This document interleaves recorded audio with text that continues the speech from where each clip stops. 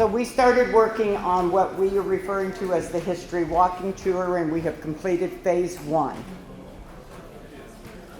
We were lucky enough to be able to interview several people who have since passed away. It's difficult to get that information down unless you can talk to people and ask them questions firsthand and then listen to what they remember. And what they remember sometimes is amazing. One of the people that we interviewed, we went to Beatrice to speak to. Some of you would know her, Lorna Waldmeyer. And we got a lot of information about Willard Park. But I think what's more important is the information what we got about life in Hebron 80 years ago, 90 years ago. It's a different story. There's an Australian writer who wrote, "The past is a foreign country. They do things differently there." Well, boy, did we find that out. We've been working on this project for 5 years. Yeah, going on 5. In one sense, it started when the Hebron 150th anniversary asked for a history tour of town. And I was lucky enough to be able to conduct that on a trolley where we went around town and looked at sites. And then from there, we started talking about sites that we wanted to put signs up for or remember in some way. And so we have sites marked, in some cases with signs on the buildings, in some cases with signs that are outside the buildings. And we're planning on a second phase of this tour that will talk about the CC camp that became the POW camp here in Hebron, the college that many people don't even realize was here at one time, things of that nature. We're going to go back even a little deeper and talk about Fort Butler and the Oregon Trail. So I'm going to hand the mic over to Linda and let her talk a little bit about that part of it. Well, history has kind of been my thing, even though I grew up going to Hebron High School and having Mr. Kolba and Mrs. Hughes as my music instructors. And just as our speaker mentioned this morning, what a great background we all had in these small communities. And I'm so grateful. I took the 60-year class through the high school the other day, and believe it or not, it took 2 hours. And it wasn't because we walked slow. They looked at everything, all the new additions, and it was a wonderful experience of sharing our common memories of different teachers and different experiences. I did relate one experience that was pretty traumatic to Roger Pumphrey. His brother Hal was in my class, and Hal, we didn't know in high school, became a doctor. And one of his experiments in high school, in one of our rooms, must have been a little bit bored, he picked up a paper punch and punched his ear. And it bled like you would not believe. And of course, his brother enjoyed that story immensely. And it was a traumatic thing that my classmates have never forgotten. So that's pretty typical of growing up in the small community and sharing those interesting experiences in your life. My experience here, I actually taught history for over 30 years at Superior, and so I was asked to help at the Cattlemen's Ball a few years ago here in the local community, and my experience then with local history kind of started at that time. We had a 60 by 90 history tent that traced fighting cancer on the Oregon Trail. So I started to do a lot more local research. And I worked also as a docent at the History Museum in Lincoln, and so I got a lot of training for a year on Nebraska history, which in AP American history, and I taught world history, you don't have that experience so much when you're teaching your classes in high school. So I really started focusing more on state and local history. I want to mention right now, too, as I see her sitting out here, one resource in Thayer County we're so lucky to have is Jackie Williamson in Belvedere at the museum. And I did a lot of research. And I'm so appreciative that she's joined us today because it was a tremendous resource for me as I've done local history for all of us, basically. And so we're glad she's here to share this experience with us. We started our committee a few years ago, did many interviews. Like Johnny and Idonna are here in the second row. We went to their house, and 3 hours later, It was closer to 4. it was so enjoyable. And then she shared rolls and coffee. So she figured we were getting hungry after 3 hours of interview. But it was so interesting to hear all the local stories of businesses and people who lived here and worked here in the community. And we all enjoyed that immensely and gained a lot of very special stories from Johnny and Idonna. So that was kind of how we all got involved and got started. We do have that all recorded history, and we're working on trying to get that edited a little bit. So for 4 years now, we've had regular meetings, and each of us has researched in depth. And on the signs, by the way, what we've done, and it's new technology, is we put QR codes on the signs. So when you get your phone, most of you, if you eat in restaurants, you have a QR code. You put your phone on the QR code and open it up, and you get a little more in-depth history of this site. And we had mostly high school students record those for us to kind of have them involved also in this process. So I had to show one of the gentlemen downtown, Mr. Labor, how to QR code, because he wasn't familiar with it. He knew what it was, but he had never used it on his phone. So I went over there one day, and he was nice enough then, he has a beautiful home, to show me the inside of his home, and I truly enjoyed that. But the recordings give you more in-depth information. So what's taken so long is doing the research to try to make sure that we were doing appropriate information and accurate information as much as we could. You don't always have primary source information, but that's why our interviews were important to us, was to get some primary source, people that were there at the event, so then you trust the information a little bit more. So anyway, we have picked, 15 sites now? I think there's actually 17 or 18. There's 3 in the city park downtown, in Roosevelt Park. We start there with Fort Butler and some of the early history. This community actually started with a group of Christians who moved here after the Homestead Act, of course, and tried to set up homesteads, and they were called Union Colony, and that basically is the background of the Christian church. And so that is the beginning of this community. But Fort Butler provided them some protection from the Native American rebellions in that mid-1860s revolt, and so that's basically why Fort Butler was important. It was more of a National Guard, local militia group that protected the Union Colony, the 18 people who came here as our founding fathers for this community.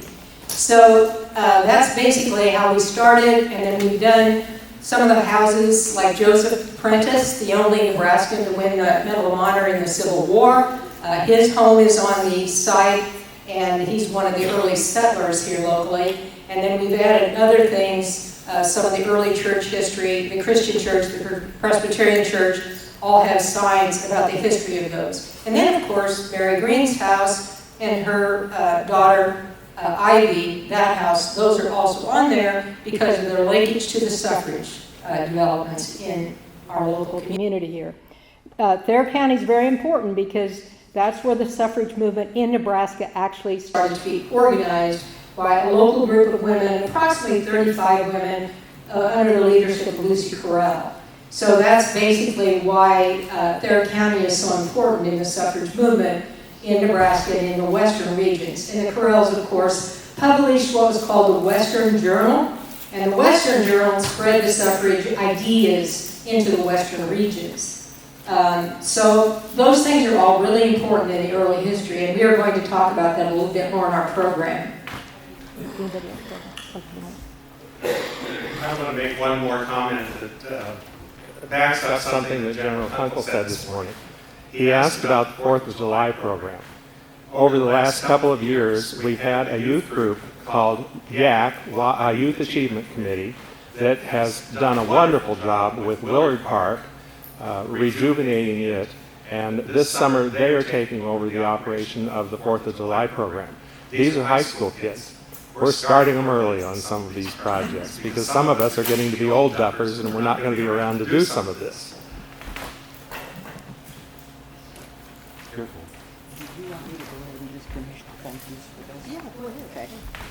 So today, in addition to doing a dedication for the Hebron Suffrage Legacy of Courage Park, we are also doing an opening of our history walking tour. On this tour, as Linda said, you're going to learn about Hebron's history. You're going to learn about adventure, heroism, patriotism, activism, generosity, and leadership. The tour is going to start at Roosevelt Park, and then, like she said, it will stop at several historic buildings and the homes of suffragists and, of course, our Congressional Medal of Honor recipient. So on that project, we want to thank people who have been involved in helping this come to happen. Jackie Williamson, Director, Thayer County Museum, the City of Hebron, all of the people that we interviewed, the students and patrons who did the audio stories. A special thank you to Jeff McLaughlin.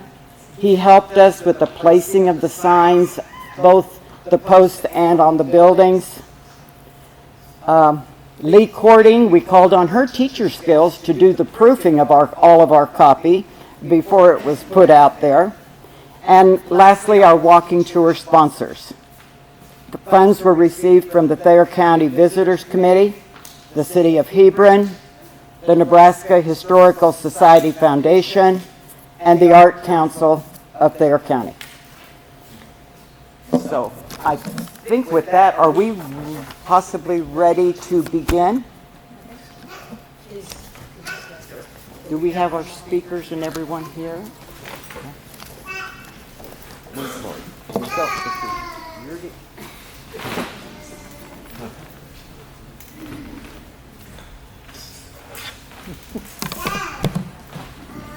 Is Amy here? Come on home. Hello, everyone. As you can see, I'm usually not dressed like this, but I'm proud to wear this.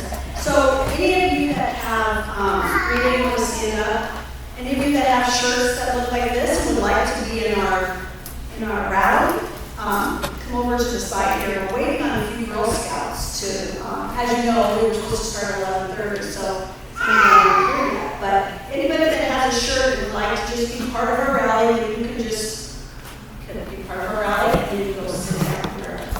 So thank you for being brave. I've seen a couple other shirts in the audience. So anyway, we'll start as soon as our Girl Scouts get here. Can I go ahead and kind of do some background? Okay. Thank you, Carlise. I'm going to do a little bit of background because I think it's helpful to understand what happened historically as far as suffrage and voting. Colonial history, we go back to our early history, our founding fathers, the creation of this country, obviously. Colonial voting belonged to what group? Who got to vote? Yes, only men, white men that owned property. That was it. So I tried to check on percentage. I think it was 10 or 15% of the people in our democracy were the only ones that got to vote. Now that gradually expanded by 1840. Most white men could vote. Whether they could breathe or not didn't really matter, of course. It was a different time. So the women's movement for suffrage then started to evolve officially beginning in 1848 in Seneca Falls, New York. There was a two-day convention held, and people like Frederick Douglass was there supporting the women's cause because so many of these reform movements were cross-discipline. There were movements to prohibit alcohol and free the black population, and so there was a variety of movements to improve our institutions, our schools, and so on. So this was just one of the reform movements of the time period. So at Seneca Falls, New York, Elizabeth Cady Stanton, who was one of the women, the national women that came to Hebron, and Lucretia Mott were the two women who organized that first suffrage convention. And so that is the official beginning in your history books when you go back and look at the movement. And it's ironic that during the Civil War, at the end of the war, the 13th, 14th, and 15th Amendments were passed. 13th freed the slaves, 14th guaranteed them due process, and the 15th Amendment gave black men the right to vote.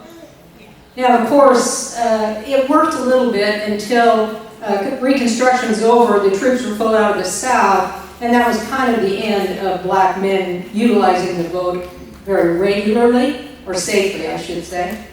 And so, after 1869 then, basically every year a constitutional amendment to allow women to vote was promoted, but it always failed, because who voted? And it wasn't a real popular thing at the time, certainly. And so in Nebraska, the first was the Hebron Literary Association under the leadership of Lucy Carell and about 35 women who formed this literary association, became the first suffrage association in Nebraska. So Thayer County gets credit for that. Mary Green was one of the early, also, people involved in this movement, and eventually her daughter Ivy. This went on. Each year, they would promote this and push, and Carell in Nebraska, he promoted it in the legislature when he was a member of the Nebraska legislature. He tried to get a Nebraska amendment to allow women to vote, but it always would fail. And so, as we worked into the 20th century, during World War I, women got after President Wilson. Come on, half the people in this country couldn't utilize any power at all. They weren't participants in this democracy. And so he didn't initially agree with this, but by the end of the time period, I think he started to realize maybe that was the appropriate thing to do, to be more supportive. And so, by 1920, the 19th Amendment was finally ratified. It took about 35 states to agree, and women, after 1920, or in that election, were allowed to vote, so they got suffrage. And I think one thing about it, and I have always talked about this a little bit, is we always talk about history, his story. Now we have to look at her story a little bit. So a lot of what we're focusing on today is some of these early women who were leaders in this movement, especially focused here locally. And by the way, that took over 70 years from Seneca Falls to getting the right in 1920. So it was a huge expansion of voting in this country. Carlise, are you guys ready? All right, let's have a little march here. All right, we ready, girls? Yeah! All right, let's go! We want to vote! We want to vote! It's our right! We should get to vote! We want to vote! We want to vote! We want to vote! We want to vote! We want to vote! We want to vote! We want to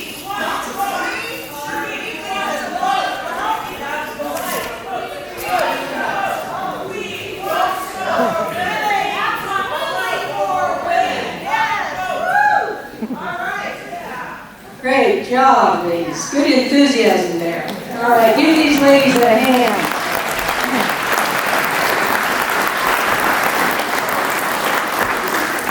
Thank you, ladies.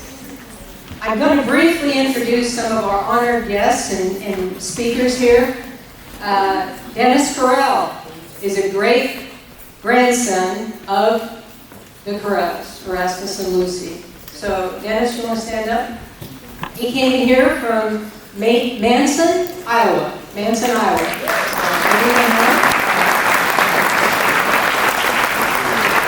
Also, I'm assuming Dan is here? No? No Dan? Okay.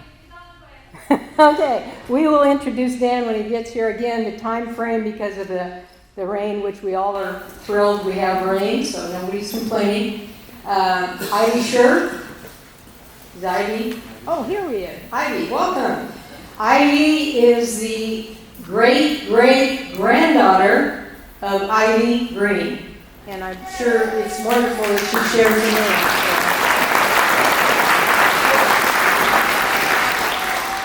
Dr. Amy Force?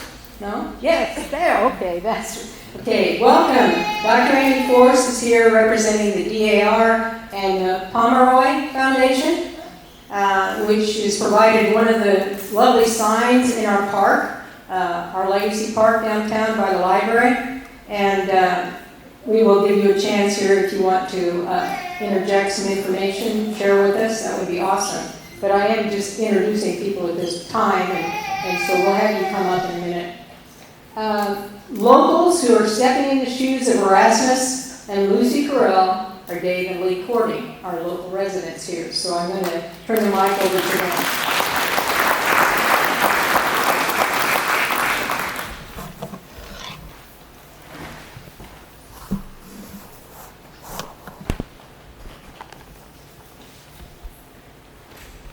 Some years ago, Jackie Williamson asked me to portray Erasmus Carell at a meeting of the Thayer County Historical Society. And so once again, I'm going to attempt to channel him, not speaking necessarily all of his words directly, but hoping that I captured his ideas. 6 years before I came here to survey and lay out what has become this beautiful city, our late president, Mr. Lincoln, spoke at a cemetery dedication at a battlefield near a small town in Pennsylvania. He described this country as a new nation, conceived in liberty and dedicated to the proposition that all men are created equal. He then described the ongoing Civil War as one testing whether that nation or any nation so conceived and so dedicated could long endure. Ladies and gentlemen, I submit to you the proposition that every time we go to the polls to cast our votes for our founders, we again test whether our nation will endure. Having lived under a regime where decisions of government could be made and carried out by the whims and fancies of one man wielding a pen, or the actions of Parliament composed of a privileged few, our founders chose to design a government in which those decisions could be made by the collective reasoning of many persons representing the people. They regarded the necessity of the decision-making by the people as so vital that they embodied that importance in the very first words of our Constitution. We, the people of the United States, in order to form a more perfect union. How then were the people to be enabled to make these decisions? Our founders were familiar with the concept of voting, but accustomed to the idea which prevailed in England, that voting was to be restricted to male landowners. Like the government of the United States, which is constantly a work in progress, voting has also been a work in progress, expanding from male landowners to male property owners in general to, quote, all persons born or naturalized in the United States and subject to the jurisdiction thereof, and describing all such persons as citizens. How to escape the notice of the drafters of the 14th, 15th Amendment that women were persons and a constituent part of the people of this great nation can only be explained by what I think of as the aristocracy of the male sex. The 14th Amendment marks the origination in the Constitution of the word citizen to further define what constitutes the people of the United States. One can become a citizen in one of three ways: by being born within the geographic territory of the United States, by being naturalized, or like me, being born outside the country to parents who are citizens. One of the curiosities of our nation's history is that not one signer of the Declaration of Independence, not one drafter of the Constitution of the United States was a United States citizen. simply because the United States did not exist at the time of the signing of the Declaration or the drafting of the Constitution as we know it, which did not take place until 1789. Not one of our first 7 presidents was a citizen of the United States at the time they were elected to the presidency, because they were each born before the formation of the United States as we know it, and were never naturalized. What all these men did hold in common was that they were part of the people. And the lawyer and farmer from Virginia realized that the sheep farmer from Pennsylvania and the silversmith from Massachusetts and the backwoods trapper from North Carolina were each entitled to the same right to direct the destiny of their country as he had. But what about their mothers, wives, sisters, and daughters? Were these not people of the United States? And did they not meet the definition of citizen of the United States? Miss Susan B. Anthony and Mrs. Elizabeth Cady Stanton spent their adult lives in a quest to assure that women were seen as persons, as citizens, as part of the people of the United States. Neither lived to see their goal of votes for women accomplished, but like the woman who plants an acorn so that another woman, unknown to her and yet unborn, might sit in the shade of the oak tree that grows. Their efforts paid off after their lives in the form of the 19th Amendment to the Constitution, ratified August 18, 1920. Since then, the right of citizens to vote has been expanded to all citizens 18 years of age or older, demonstrating once again the fact that this great nation is always a work in progress, and that any attempt to control the nation's destiny by restricting or limiting the right of the people to vote is an act of regression that defies the very principles on which the nation exists and is therefore un-American. So let us pledge ourselves to cast intelligent, informed votes for our representatives, senators, and presidents, as well as all local government leaders, so that we can continue to honor Mr. Lincoln's desire that government of the people, by the people, and for the people shall not perish from the earth.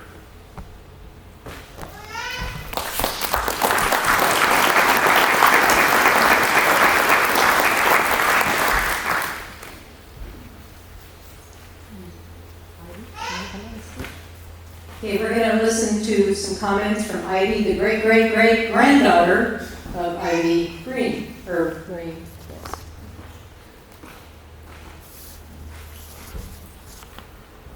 My name is Ivy Green. My parents, William and Mary Green, my sister Lizzie, and I arrived in Hebron by covered wagon on June 9, 1871. I was 11 years old. I recall that we arrived here just 1 year after the town of Hebron was fully organized. We saw only 3 houses, not a tree or bush nearer than the Little Blue River. We met our friends L.J. Correll and family and settled into 5 small rooms over Mr. Smith's store. Soon we arrived sharing these rooms with other arrivals. So Dad quickly built a 3-room house for our family. Lizzie and I attended school in a sod schoolhouse with about 8 other children. Miss Esther Potter was our teacher. By June 1877, my mom and dad had acquired a home on 5th and Olive. It was a framed 2-story home with porches. It also, that year in October, that Mr. Erasmus Correll invited Susan B. Anthony to come to Hebron and speak on bread versus ballot. I remember my mother saying that her good friend Lucy Correll stated that Miss Anthony electrified the audience as she talked of women's rights. Anthony was a woman of wealth and culture who felt women were powerless without their ballot and devoted her time, talents, and means to this work, traveling to the western states. On April 14, 1879, the Literary Association brought Elizabeth Cady Stanton to Hebron to lecture on the Women's Suffrage Association. The next day, April 15, 1879, the Thayer County Women's Suffrage Association was organized, the first permanent women's suffrage association in the state of Nebraska. My mother, Mary Green, was a charter member of this association along with 34 other women. Mother felt it was her privilege to entertain the women speakers in our house, Susan B. Anthony and Elizabeth Cady Stanton.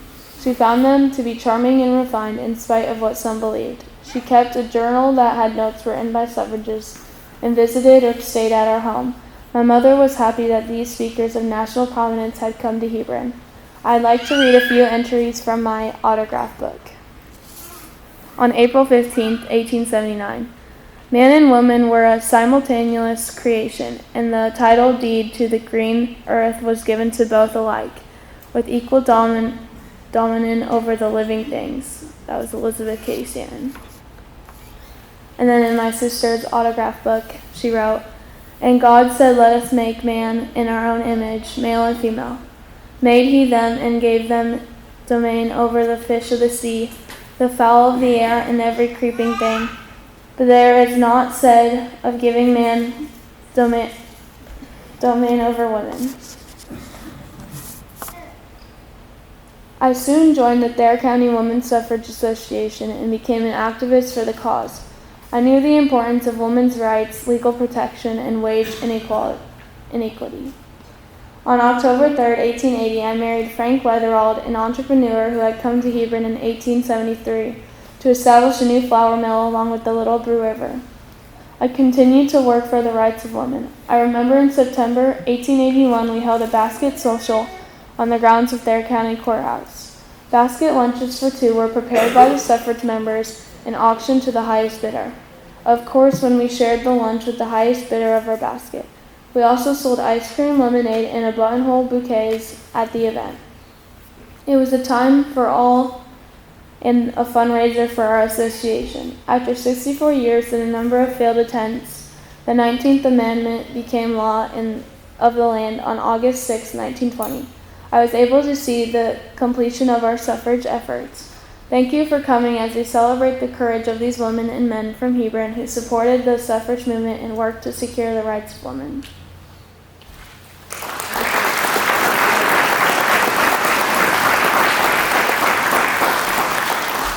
Going to do just a little advertisement.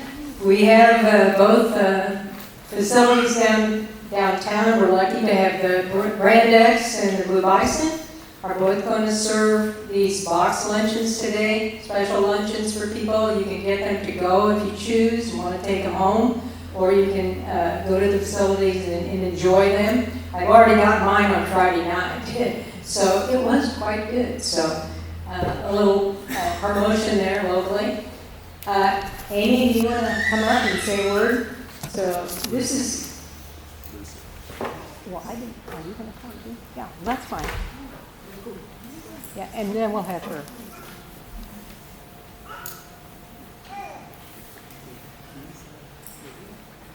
Yeah. Good, thank you. I appreciate that. Can everybody hear me? Yeah? Okay. I feel like I'm wearing about 3 hats today.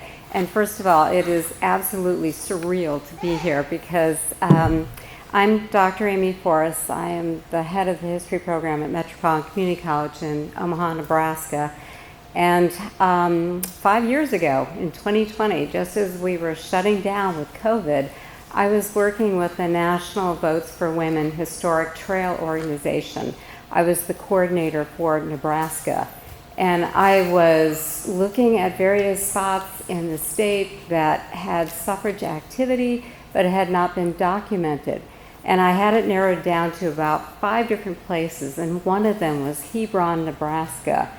And I got a hold of Carlise Kenner. I don't know where she went. There you are. Okay. And we started this conversation. And what she was telling me, what happened in Hebron, was just so amazing. I just focused everything on Hebron. And that's how we ended up having the Pomeroy Foundation and DAR saying, yes, we need to do this plaque in Hebron. So 5 years after the fact, I'm finally here. And I'm amazed at the amount of people who have been helping on this project. Jackie Williamson, I don't know where you are, but thank you. Okay, the emails back and forth with Carlise, your name was mentioned I don't know how many times. Carla Joe, I don't know if you're here. Yes, okay, awesome. You know, there were a lot of people helping on this project, and I was really impressed with it. It seems amazing that Ivy, who, I don't know if you've seen pictures of your great-great-great-grandmother, but you are the spitting image of Mary Green, which is kind of shocking.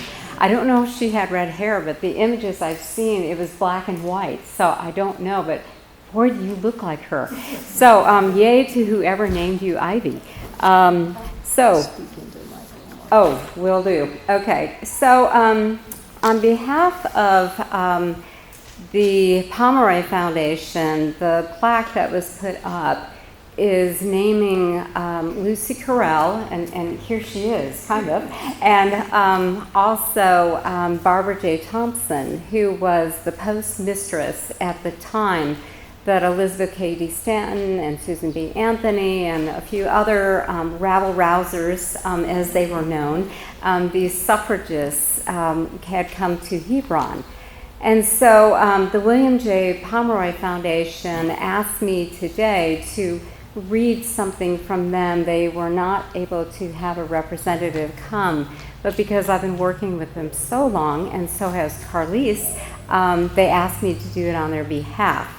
I also have something for Carlise and Jackie Williamson, and also Carla Joe from DAR. It is a gorgeous button that says Votes for Women, and it is acknowledging the 2020 centennial, which again, COVID kind of put the kibosh on a few things, but hey, you know, it didn't stop us today, even with the rain. So without further ado, this is from the William G. Pomeroy Foundation. On behalf of the William G. Pomeroy Foundation, congratulations on this exciting milestone as you dedicate your National Votes for Women Trail historical marker. In honor of the centennial of the 19th Amendment, the Pomeroy Foundation proudly partnered with the National Collaborative of Women's History Sites to launch a nationwide marker grant program that commemorates the women's suffrage movement and brings greater visibility to the people and places that shape the fight for voting rights. Through this collaboration, communities across the country are helping to ensure that these powerful stories continue to inspire and educate for generations to come. At the Pomeroy Foundation, a core part of our mission is helping communities celebrate local history by providing fully funded grants for historical markers. Established in 2005 by entrepreneur and philanthropist Bill Pomeroy, the foundation is the nation's leading funder of historical markers, with over 2,700 grants awarded across 49 states and Washington, D.C. So give yourself a pat on the back for having one of them here in Hebron. Pomeroy markers educate the public, encourage pride of place, promote heritage tourism, and preserve history. What truly sets our markers apart is our unwavering commitment to historical accuracy, our gold standard. Through our work with the National Collaborative for Women's History Sites, more than 220 communities like yours have honored the women, many of whom have been historically overlooked, who led and supported the cause of suffrage in their hometowns and states. These markers now stand as permanent reminders of both local and national history. This National Votes for Women Trail marker represents a meaningful part of Nebraska women's suffrage legacy. We extend heartfelt gratitude to the National Collaborative of the Women's History Sites.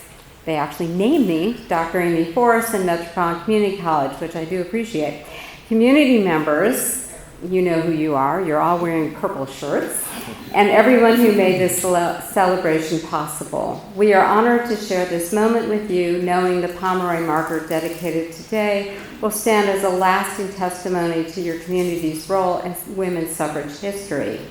As you celebrate this legacy, we also encourage you to explore opportunities to commemorate other noteworthy people, places, and events in your area through our additional marker grant, such as Hometown Heritage and others designed to help you tell a fuller story of your community's past. So if anyone knows of anything else historical in Hebron or surrounding communities, please contact me.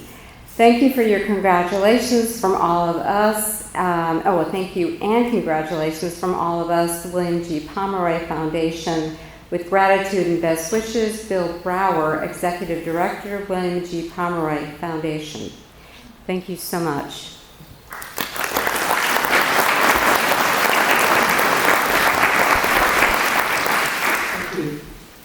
We're going to now hear from Lucy Correll, standing here this morning. I would mention also, if you're not aware, that the Hebron Library has a display that's going to be here through the summer up through September that came from the Nebraska History Association in Lincoln, and they're loaning it to us. It is their display from the women's suffrage commemoration in 2020. So it's really exceptionally informative, and anytime the library is open, you're please welcome to walk through. It is open for a few hours this morning, I think, isn't it, ladies? 11 to 2, okay. So please do that. We will do the ribbon cutting here in a few moments to open up the park, and then we will also do it eventually downtown also. Hopefully, if it's not raining a lot, so.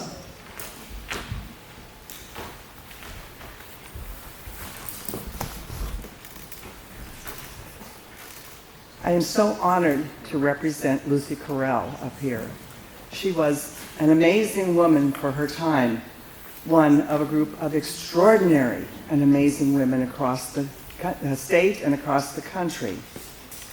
I was born in Pennsylvania, but following the Civil War and the gold rush in California, my family moved to Rockford, Illinois. They didn't find gold there, but I did. I found Erasmus Correll. We were married, and we joined the Disciples of Christ Union Colony on a trip to Nebraska to found a settlement. We first got there was nothing. We homesteaded for a while west of town, and were subject to the same conditions and the common lot of homesteaders of the time: weather, blizzards, drought, wild animals, and prairie fires. I remember very vividly outrunning the flames to a plowed hedge and lying with my shawl over my head to survive the smoke. I did. This was also the time of the worst Indian raids in the area's history. Erasmus was elected captain of a volunteer militia organized by the governor to defend the settlers against the Indians. They thankfully didn't have any really violent battles, but they certainly patrolled and kept the peace. And they existed until federal militia, or the federal Union soldiers, arrived and Fort Butler was established. With the more peaceful atmosphere, the settlement of Hebron was able to go on. And Erasmus was surveyed and platted the city of Hebron in 1869. The next year, we built the first building in Hebron. And in 1871, Erasmus and I established the Hebron Journal newspaper. I wrote columns that were especially for women on practical issues, women in equality in education, finances, legal rights, temperance, and suffrage. Hebron was very progressive and well-informed, a group of college-educated people who banded together, and we created the Hebron Literary Association, a group of men and women. It was for entertainment as well as for serious things. We had recitations and readings, some original, and serious and not so serious debates, from suffrage, the right for women to vote, to whether or not it was moral for Christians to dance. That one took a long time. I was also interested in genealogy. On my mother's side, I'm related to the Bunkers of Bunker Hill in Boston. They own property there and at Breed Hill, sites of two of the Revolutionary War battles. I organized or helped to organize the Oregon Trail chapter of the Daughters of the American Revolution, the DAR, and served as state historian for the group. But suffrage was our greatest passion. And we joined with like-minded, college-educated professional women, Lucinda Russell, Harriet Brooke, Clara Colby, Ada Bittenbender, who was the first woman lawyer in Nebraska. And coincidentally, all were married to progressive, politically active newspaper men.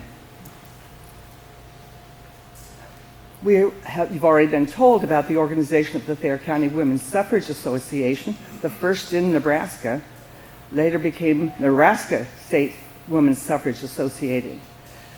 Erasmus was elected to the legislature, and therein he introduced a bill to amend the Nebraska Constitution to include women in voters. I was secretary for the campaign that would pass that amendment. We were very excited. It seemed like there was a lot of support. The legislature passed it, but then it went to a referendum of the people. And the electorate in the referendum was 100% male. It failed. And Nebraska lost its chance to become the first nation the first state in the nation to grant women's suffrage. We went on. We had had a lot of national attention too. In 1882, the National and American Women's Suffrage Associations held conventions in Omaha to help support the suffrage movement and the amendment to the Constitution. At that convention, Lucy Stone declared, "When our feet touched Nebraska soil, we felt as though we should take off our shoes, for the place on which we stand was holy ground, not because of her grand prairies, but because her men are so noble and progressive that they have offered their wives and mothers and sisters equal rights for themselves." Unfortunately, it wasn't all men in Nebraska. That failure ended the Western Women's Journal, which was a magazine published to promote women's rights, a platform for discussion, information, and education. But the groups were not dead. Politically involved women in Nebraska continued to support suffrage and worked on other controversial issues as well, including temperance. They faced great opposition from religious leaders, mostly men, and the liquor interests, definitely men. And after the legislature passed a bill to allow them municipal subjects, that is, vote in for city officials, they wanted to they created a ballot provision that would allow the men to repeal it. A scandal erupted when it was found that most of the signatures on their petition were fraudulent. That particular exercise in futility actually grew support for women's suffrage in Nebraska, quite contrary to what they had wanted to achieve. And after decades of controversy, as you've been told already several times, in 1919, the federal Congress passed the 19th Amendment. Nebraska was the 14th state to ratify unanimously that amendment that gave women the right to vote. In Hebron, in 1920, 98 people registered to vote in Hebron, including me, and 17 men, all who were related to the women. A few weeks later, 31 more women voted or registered to vote, increasing the voter roll by 31%. I was pleased and so proud, as I know that Erasmus would have been, to cast my vote in the first election in which nationally women were permitted to vote at age 70. Legacy Park here in Hebron will help you remember and honor the hundreds and thousands of women and men who fought decades for and won the right to vote for you. This is more than a right. It's a privilege, a responsibility. It's a duty, which when exercised, enables women to become a motive force to fulfill the fundamental belief of those early suffragettes, that a combination of social transformation, idealism, and progress can create a better government in a better world. This is your legacy and the legacy of every American woman. Thank you.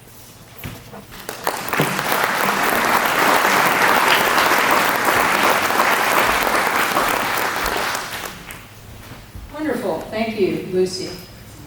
Now we're going to do the ribbon cutting. Oh, yes, I do want to introduce another guest. Dan Carell and his family from Kearney are also here to join us. Another great-grandson of the Carells. And he has his 2 daughters with him, so they would be the great-grandchildren. Okay, and his 2 daughters. Yes. Welcome from Kearney.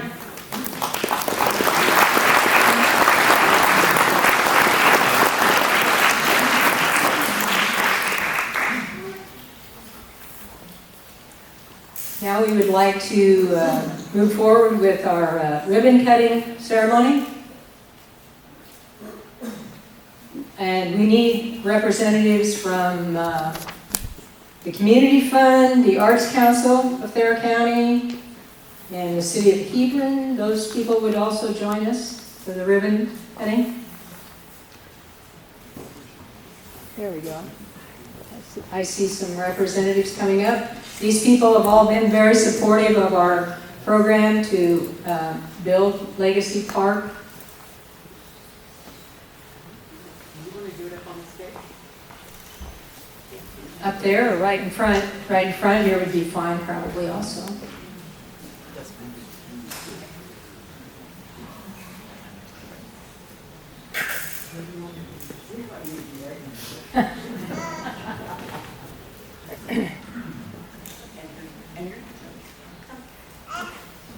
Ivy, why don't you go on too? Ivy, you want to go down?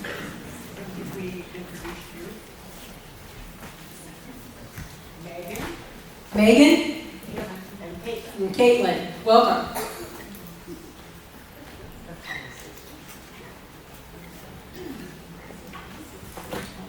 We have a representative from the city. Oh, right here. Yeah. Okay. Good guys. Yes. We tested it. It works.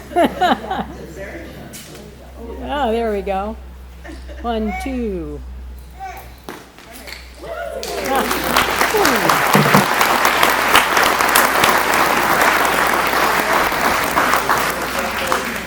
Okay, ladies, we still have some work to do.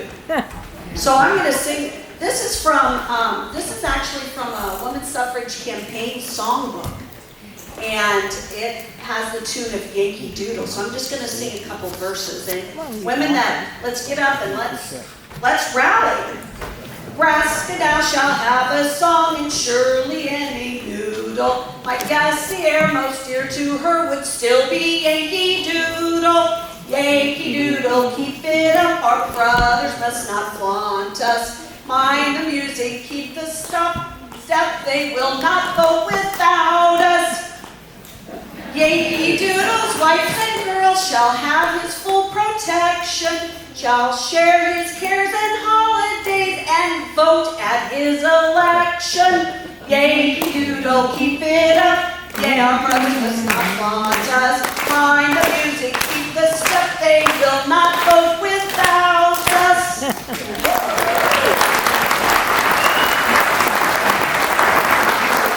Thank you all for coming, and don't forget, it's lunchtime, so go support the businesses that have the boxed lunches. Thank you.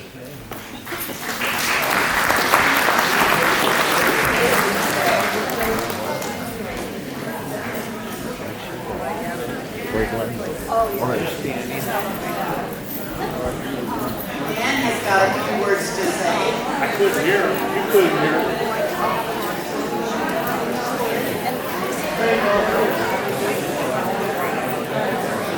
You have to be right against it. Testing. Yeah. That's one thing the work that's not in this. I know that my father would be so proud of this today. He was very much involved with this family history.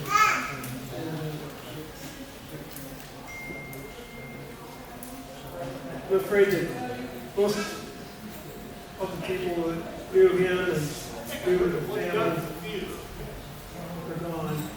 It's been so many years. But I just want to appreciate this today. And most of all, I want to thank the people in charge for making this truly what it's about. It's about the history of how this came about. I've been to other ones in Lincoln, and it got all too political, and we all know political things are terrible at this time. So I'm appreciative that you made it truly about the history of how it came about. It's not about today, it's about the past, and hopefully that we will learn from it. Thank you.